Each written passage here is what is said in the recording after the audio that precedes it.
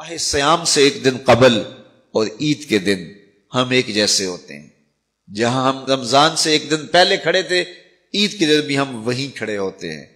تو پھر ایک مہینہ اتنی طویل محنت کی اور مشقت اٹھائی، بھوک اور پیاس کاٹی، تو پھر کیا فائدہ ہوا؟ آپ ایک ڈاکٹر کے پاس جاتے ہیں اور اس سے دوائی لیتے ہیں اور مہینہ بعد اس کو استعمال کرتے ہیں، اور مہینے کے بعد آپ ٹیسٹ کرواتے ہیں تو جہاں تھی بیماری وہاں کی وہاں رہی. تو پھر دو باتیں ہیں، یا تو ڈاکٹر نے دوا ٹھیک نہیں دی، یا پھر آپ نے دوائی کے ساتھ پرہیز نہیں کیا اور جہاں تھے وہیں کے وہیں کھڑے رہ گئے. تو ڈاکٹر کے پاس دوبارہ جائیں گے تو وہ کہے گا جناب اس بیماری سے نجات تو ایک مہینے کے کورس سے ہو جاتا تھا، تو آپ کو آرام کیوں نہیں آیا؟ آپ نے پرہیز نہیں کیا.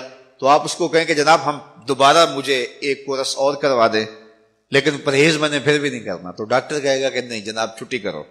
اگر دوائی لینی ہے تو اس کے ساتھ جو احتیاطی تدابیر میں بتاؤں گا ان کو اختیار کرنا ہوگا. لیکن اگر کوئی شخص پھر دوسرا مہینہ کھاتا ہے اور احتیاطی تدابیر اختیار نہیں کرتا اور پھر ڈاکٹر کے پاس جا کہتا جناب آرام نہیں آیا، تو ڈاکٹر پھر اس کو کہے چلو دوبارہ لے لو، تو وہ تیسرے مہینے بھی کھائے، چوتھے مہینے بھی کھائے، ساری زندگی بھی کھاتا رہے، احتیاطی تدابیر نہیں کرے گا تو جہاں صحت تھی وہیں کی وہیں رہے گی. ماہ سیام آیا، پورا مہینہ دوائی لی، اور عید کے دن جب ٹیسٹ کروایا تو جہاں تھے وہیں کھڑے تھے. یا تو پھر دوائی ٹھیک نہیں ہے، میرے رب کی دوائی کس طرح ٹھیک نہیں ہو سکتی؟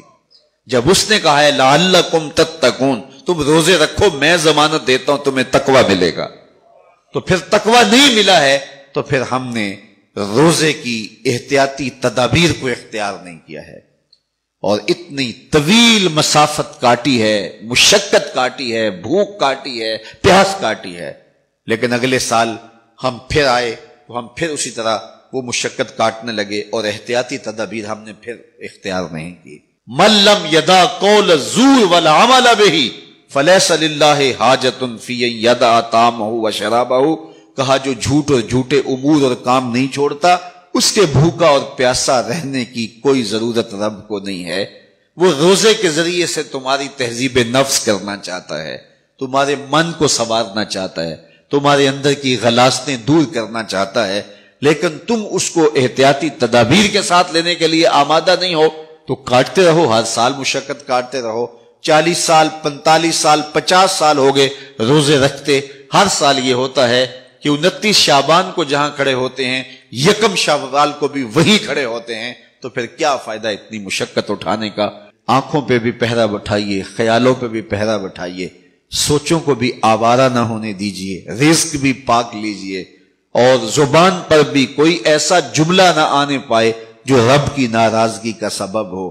خیال بھی نہ بھٹکے، نظر بھی نہ بہکے، اور ایک ایک عمل زندگی کا خوبصورت ہو، منظم ہو، مرتب ہو، اور ادھر 30 روزوں کی بھوک ہو. اور پھر نتیجہ کیا ہوگا؟ میرے رب نے وعدہ دیا ہے لعلکم تتقون، تمہیں تقوی کا نور نصیب ہو جائے گا، تمہاری زندگی ایک عجیب کیفیت میں ڈھل جائے گی.